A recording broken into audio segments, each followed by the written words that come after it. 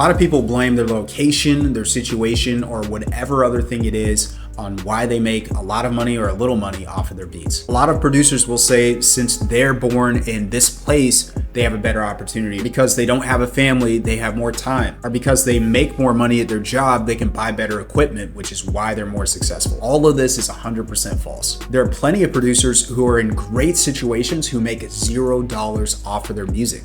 So why is that? The main reason is because they're not being resourceful enough. If you're more successful than the next producer, you're also more resourceful. Use all of those excuses that seem like a stack of reasons why you shouldn't succeed and leverage that and flip it into the reason why you are successful. Because I don't have a lot of money, I have to be more resourceful, so that's why I'm gonna be more successful. Because I have kids or a significant other I have to support, I have less time to focus on music, so I have to be hyper productive in those free hours, so that's the main reason why I'm going to be successful. If this vid was helpful and you want the exact offers I make to sell my beats anywhere from $250 to $1,000 for a package, comment offer below and I'll send you a free course right over.